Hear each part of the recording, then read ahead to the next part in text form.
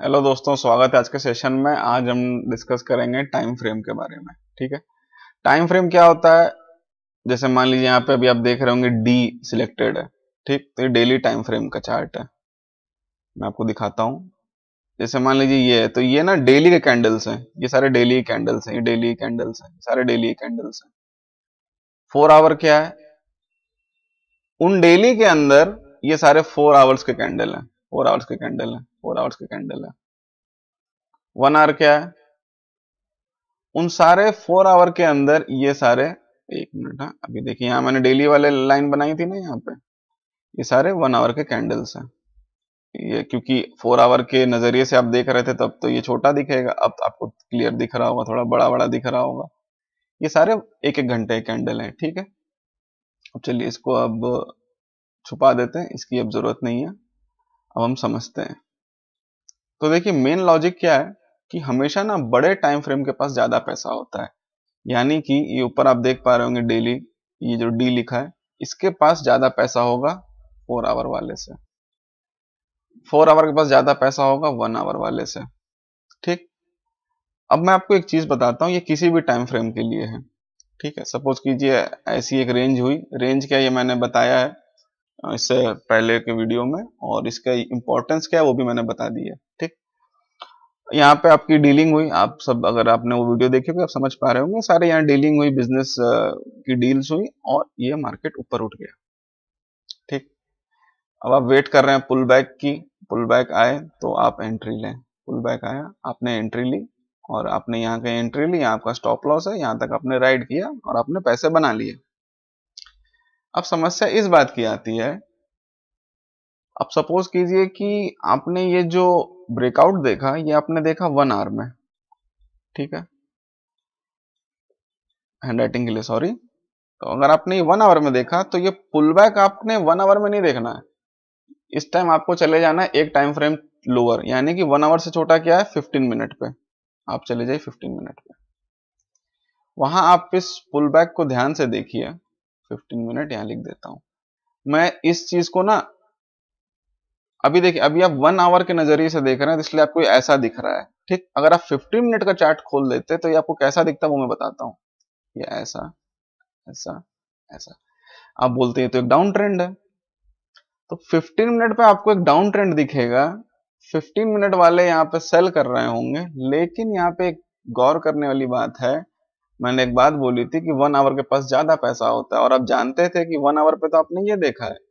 अब आप 15 मिनट पे आके ये देखना शुरू करेंगे, और जैसे ही आपको लगेगा कि ये लोग कमजोर हो रहे हैं, आप यहाँ का एंट्री लेंगे और ये ऊपर उठ जाएगा। ठीक, यानी कि ये वाला जो वेव है ये मैंने यहां बनाया है। ठीक है, ये ऊपर उठ गया। अब एक बात समझिएगा, ये वेव आपको 1 आवर में दिखेगा। ठीक है, ये 1 आवर में है, तो इसका मतलब कि ये 1 2 3 4 कैंडल यहां बनेंगे, यानी कि आपको टोटल लग गए 4 घंटे। ठीक है, तो अगर आप 1 आवर ट्रेड कर रहे हैं तो करीब करीब आपको, अब ये भी बनने में आपको लगेंगे 4 5 घंटे, और ये भी बनने में करीब 4 5 घंटे लगेंगे। तो करीब करीब आपका जो ट्रेड है वो आपका 4 घंटे चला। ठीक, इसी को थोड़ा और पलटिए, तो ऐसे समझिए कि अब आप यहाँ पे ना 1 आवर 15 मिनट में नहीं देख रहे थे।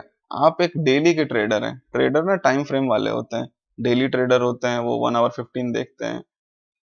इन्वेस्टर होते हैं जो इन्वेस्टिंग करते हैं, उनके बारे में चलिए बात करते हैं। वो लोग ना वीकली देखते हैं। मान लीजिए आप कुछ हफ्तों से देख रहे थे यहाँ पे ऐसा ऐसा ऐसा ऐसा एकोमुलेशन हो रहा था, और कुछ हफ्तों बाद ये टूट गया। ठीक है, तो ये करीब 1 2 3 4 4 हफ्ते करीब करीब ये ऊपर चला, मतलब पूरा एक महीना ऊपर चला। अब आप इसे ना नीचे आने का वेट कर रहे हैं। अब आप नीचे आने वाला जो आपका ट्रेंड है, मतलब जो वेव्स हैं, ये जो वेव्स हैं, इसे आप किस में देखेंगे?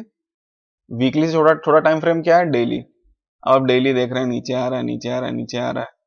फिर डेली में जब मोमेंटम फेड हुआ, मोमेंटम फेड मतलब ये नीचे आना कमजोर हुआ, आपने एंट्री ली और अभी ऊपर जा रहा है। तो ये जो ऊपर जा रहा है ये भी तो हफ्तों हफ्तों तक चलेगा। 1 हफ्ता, 2 हफ्ता, 3 हफ्ता, 4 हफ्ता, 5 हफ्ता, 6 हफ्ता, 1.5 महीने चलेगा। ये होता है इन्वेस्टर। इन्वेस्टर मार्केट में पैसा डालते हैं और 6 हफ्तों तक, 1.5 महीने तक, 2 महीने तक, कुछ तो सालों तक, कुछ 10 महीनों तक वेट करते रहते हैं। ठीक, तो उनको वेट ज्यादा देर करना पड़ेगा। 1 आवर 15 मिनट वालों को लगभग रोज एक ट्रेड मिल ही जाएगा, लेकिन इसका मतलब ये नहीं कि डेली वाले बेकार हैं। डेली वालों के पास जो वीकली या डेली ट्रेड करते हैं उनमें ज्यादा पैसा लगा होता है।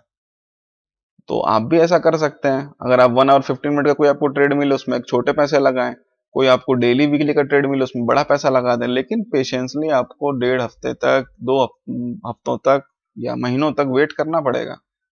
तो ये होता है टाइम फ्रेम।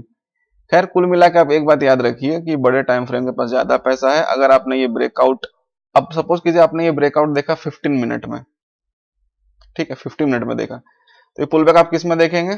5 में देखेंगे। ठीक है, ये ब्रेकआउट आपने देखा 1 आवर में, तो आप पुल बैक किस में देखेंगे? 15 में देखेंगे।